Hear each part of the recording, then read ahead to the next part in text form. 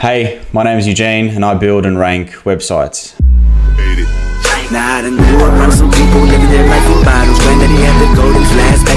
So a really popular question that I get asked a lot is what's the difference between a Facebook ad and a Google ad and how do they work? In this video, I wanted to jump in and show you the super basics of Facebook ads and Google ads and comparing them to search engine optimization, so SEO, which is climbing the ranks in Google organically over time. So I was going to do a bit of a demo. I'm going to jump into my computer and show you a basic campaign and how a landing page should look.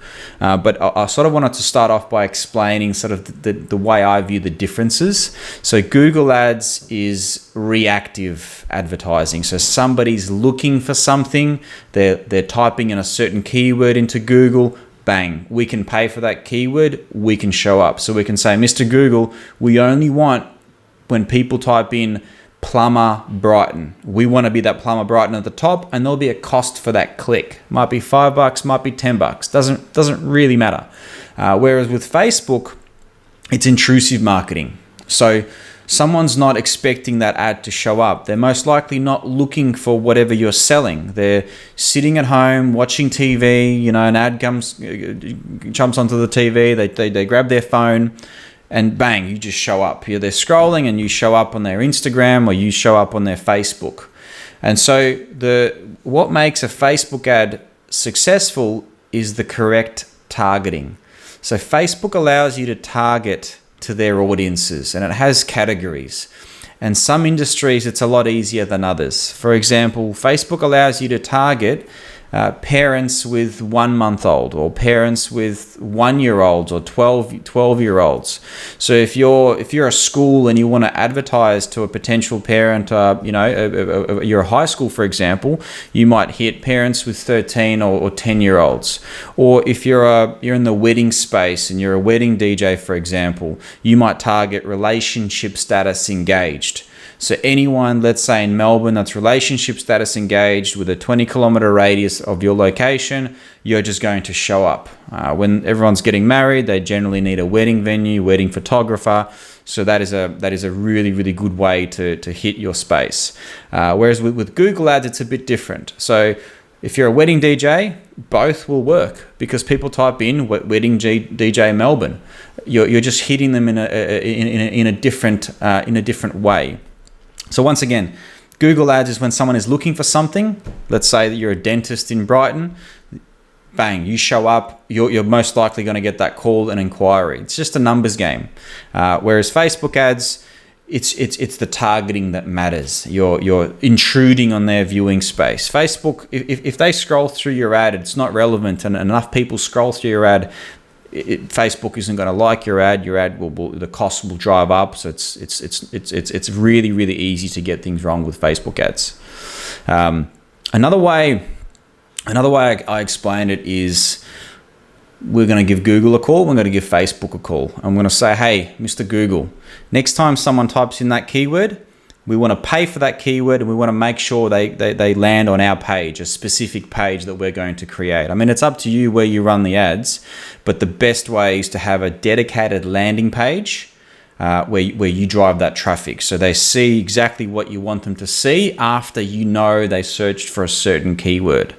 Facebook is the same thing. We're going to give Facebook a call and say, hey, Facebook, you've got this library of data of people that we know that go sailing on weekends, that play golf. There's so many categories out there, business owners, homeowners, right?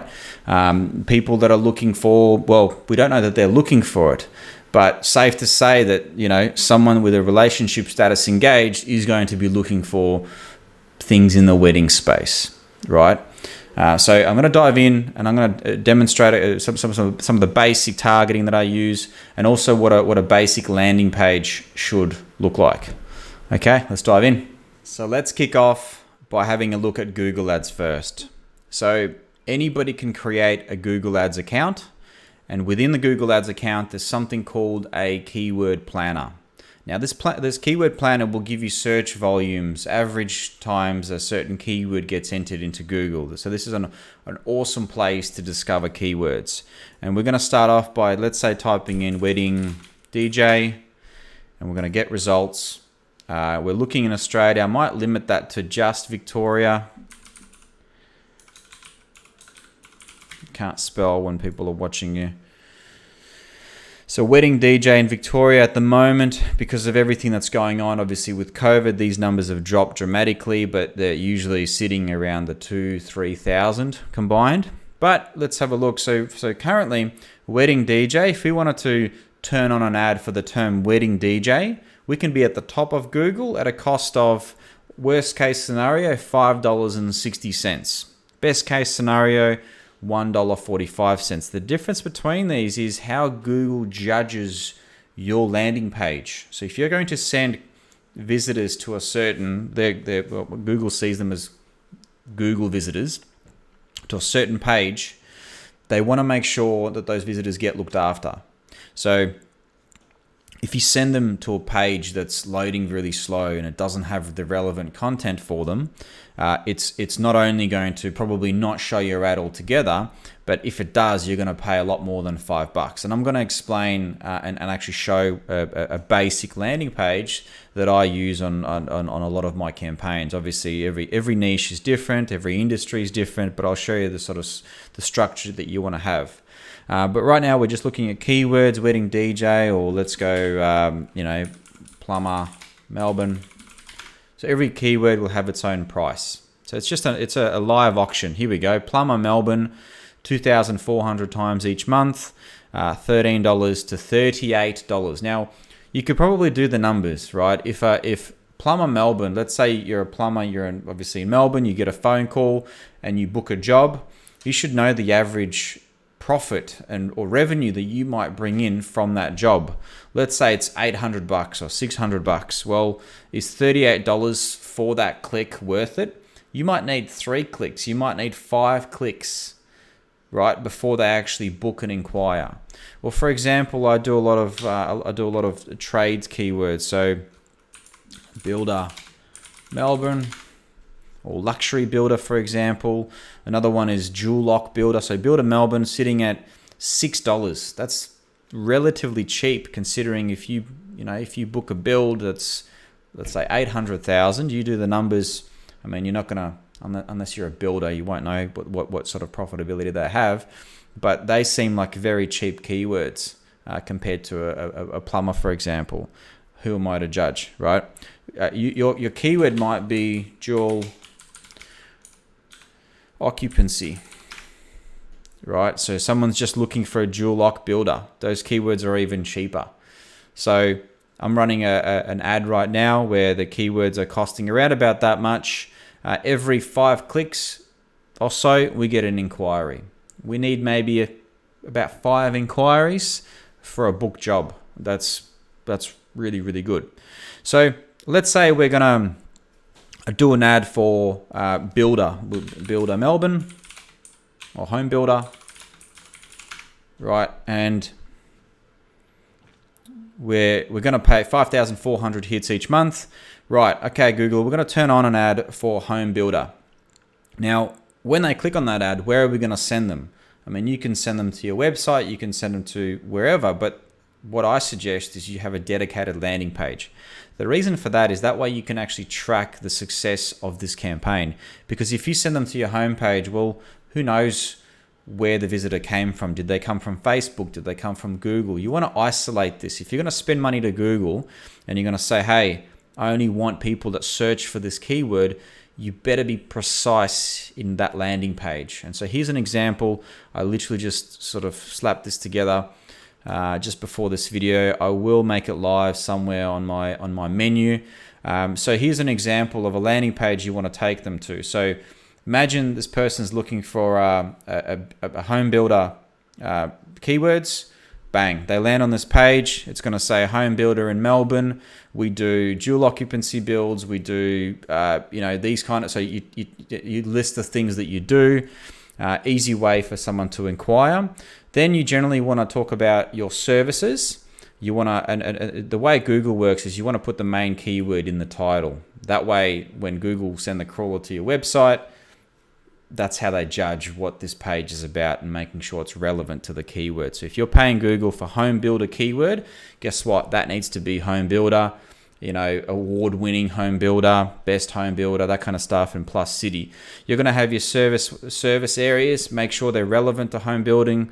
You know, don't do things like I don't know, golf course development or something like that. It needs to be relevant. So this page needs to serve that one keyword. If you're going to do a different keyword, if you're going to do like bathroom renovations, don't run home builder ads to the same place. So bathroom renovations should receive its own landing page essentially.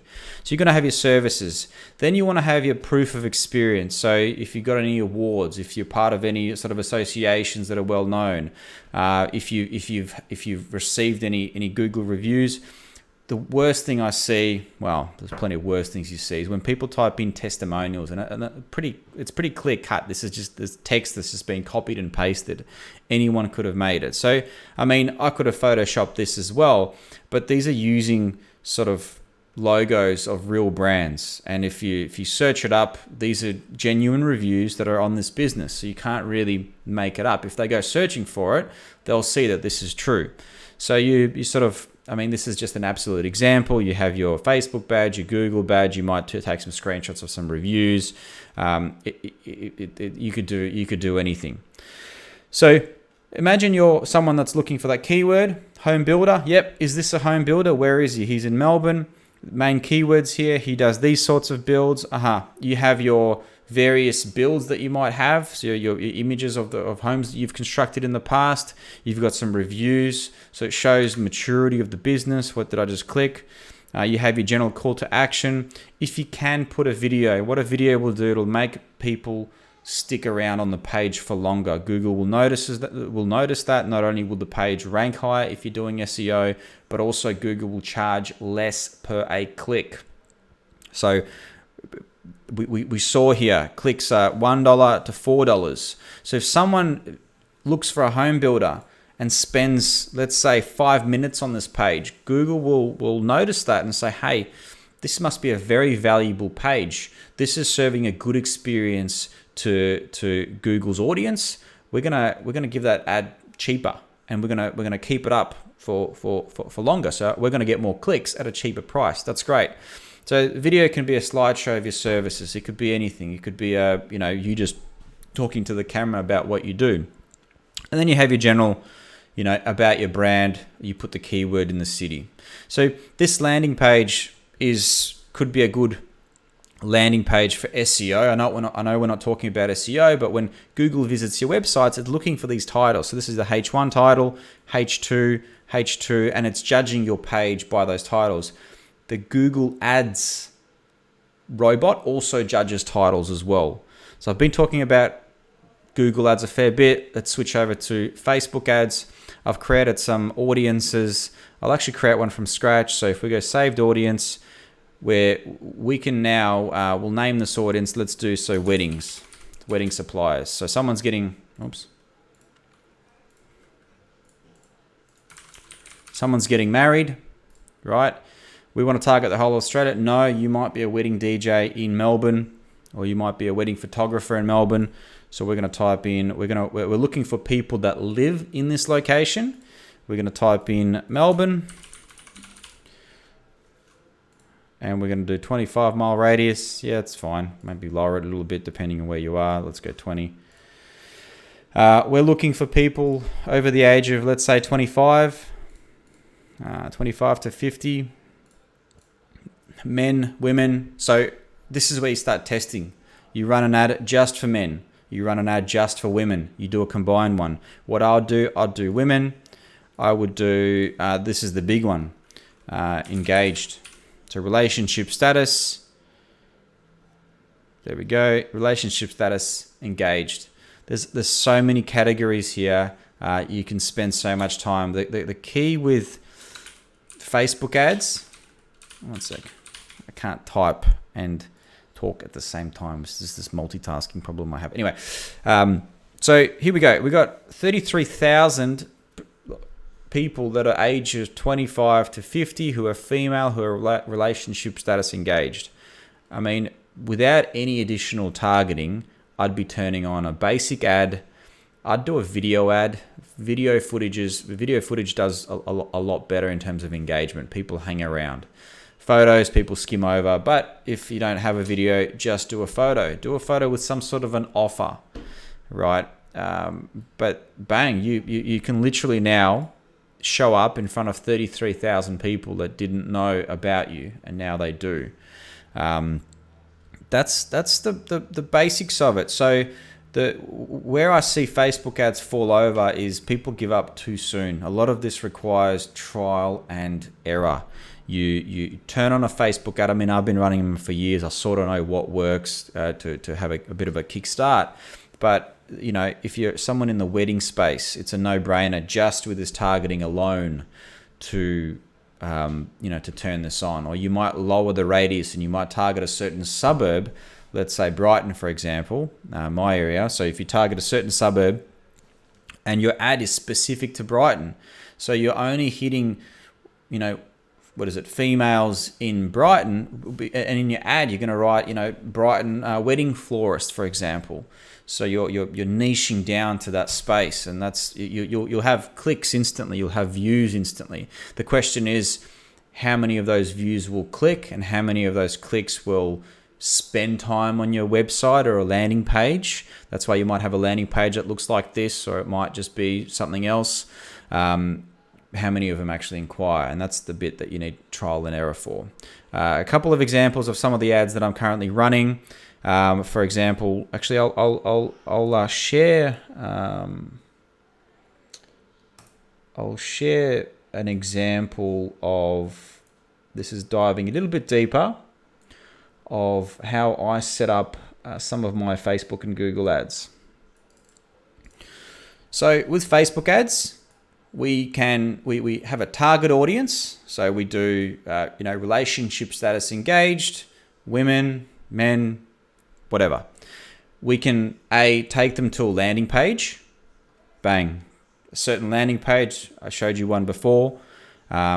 We can just ask for their email. So a good example is I'm currently running ads, a property management, a property development. So we're selling London property to people in Asia. So I'm sitting in Melbourne and I'm running an ad where I'm promoting property in London, where we're targeting people in Malaysia and Singapore, in those areas. And so that particular ad is really simple. I've targeted it by the area, the location. I've targeted by ages, and I've also targeted by behaviors. People that drive BMWs, homeowners, wealthy people that like certain brands. So there's a lot of targeting that you can do. Now with those ads, I'm simply running lead capture. So they see the ad, they inquire, and it just asks for their details. That's about as simple as it gets. So no website, no landing page needed. We do have a landing page, but it's just, you could try a whole bunch of things and see what works. So we get emails that way.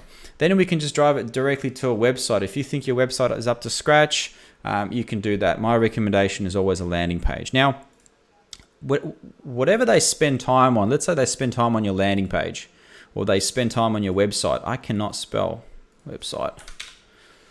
Have you ever had those ads that just follow you around everywhere? So that's called pixel retargeting. So through Google, through Facebook, through Instagram, through LinkedIn, through any sort of any advertising media can pixel you. So if you spend time on my website, I will pixel you. What that means is I can now sort of not so much follow you around on the internet, but I can have my ads show up around the internet. I prefer the Google banner ads, but even more so, I prefer the retargeting Facebook ads. So here's how it goes. You've created a wedding. You're a wedding photographer, for example. You've created an amazing video and a slideshow of your amazing shots. You've targeted, let's say, 30,000 people in Melbourne who are relationship status engaged. You've shown them an amazing video and a slideshow. They've visited your landing page. They've spent time on your landing page. Maybe they've inquired, but you've pixeled them. Pixeling them means that if they've spent time on it, you're just going to retarget to them. Now with Facebook, it's sort of a bit of a loop. You just keep looping around. But where this works really well is that you might run a Google ad where you're just paying a keyword. I'll show this one. You've turned on a Google ad for a certain keyword. That keyword might be wedding photographer. We're talking about Google ads now. You've paid for that keyword. They've landed on your landing page. Gosh, I need to just lock that. 1 sec. Lock. You've pixeled them. That pixel now can be used on a Facebook ad. So now they came through via Google, but now you're showing up on their Facebook account. So where this might work is they might be engaged. There might be relationship status engaged, just they haven't updated their Facebook page. So they're not technically an audience to you, or they haven't updated their Facebook page. They're still engaged though. So they may have searched for the term wedding photographer. You've paid for that keyword. You've shown at the top. They've visited your landing page. You've hit them with a pixel, which means you're now showing up on their Facebook page. Right now, once again on Facebook, you take them out to a page. You grab their details or your website. Now that turns into an inquiry or a sale. Now this is where I might lose you guys. But let's say you are selling a product, like a health product. I'll give you an example. Let's say you're selling bone broth, or you're selling some sort of a health product. Let's say you've sold 500 of it. So that means you've got 500 emails of people that have bought from you, or you've got an audience of 500 people that have bought from you. You can approach Facebook and you say, hey, Mr. Facebook, here's a list of emails of people that have already bought from us. Go find us more like them. A, you can advertise to that list first of all, but B, Facebook loads that into their database and it says, maybe 300 of those love golf. 300 of those are ages of 40 and above. And it begins to create this lookalike audience where it goes and finds other people like them. And bang, you start again. You're now hitting that lookalike audience. So it starts off by A, finding a keyword, paying for that keyword, driving the traffic to a certain landing page that helps you convert.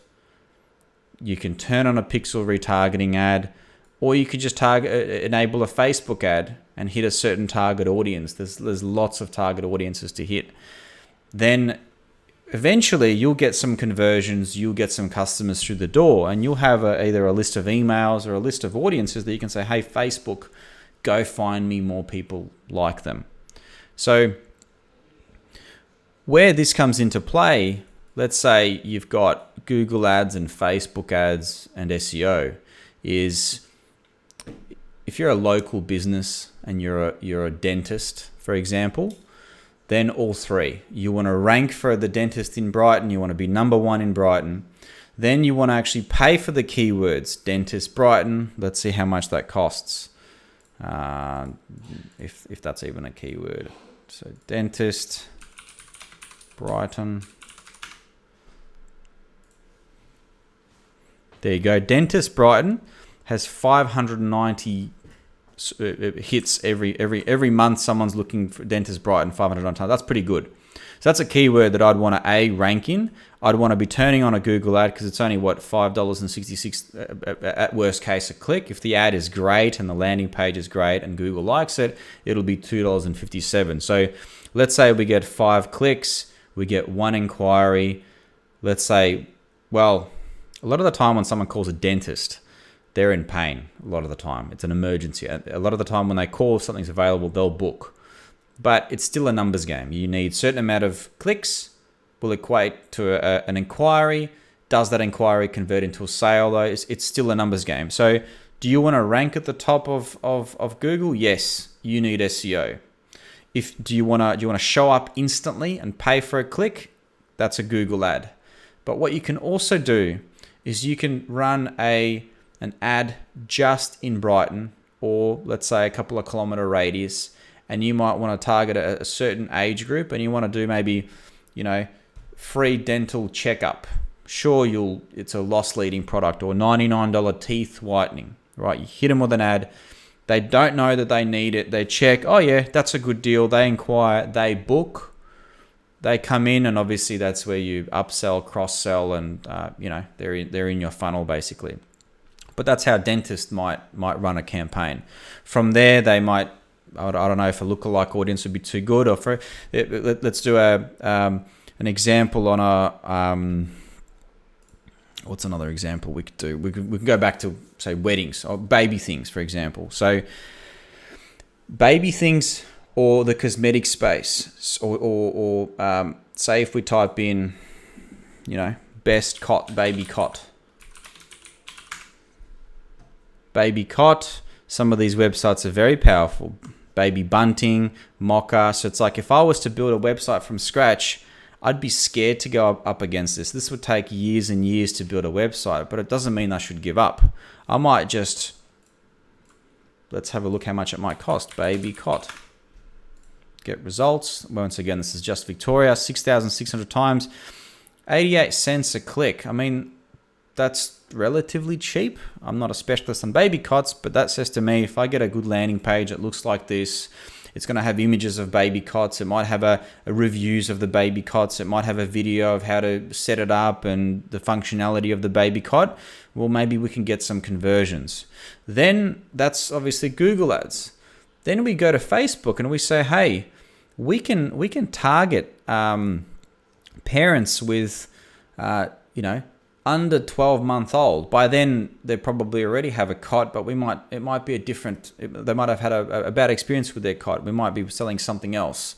So we're targeting parents with 12-month-olds, or men, women, 30 to 50-year-olds around Melbourne. So no, this one's around Australia. So 75,000 we can hit basically. Bang, we can hit them with an ad on baby cots. So hopefully that sort of sums up. And gives you an explanation on the differences between a Facebook ads and a Google ad. If you're not sure which one might work best in your space, just contact me. I'm happy to answer your questions for free. I'm happy to sort of look at your website and just give some advice on what you can do in the space. Hopefully that helped. Thank you so much for your time. Nah, I done grew up around some people living their life in bottles. Granddaddy had the golden flash.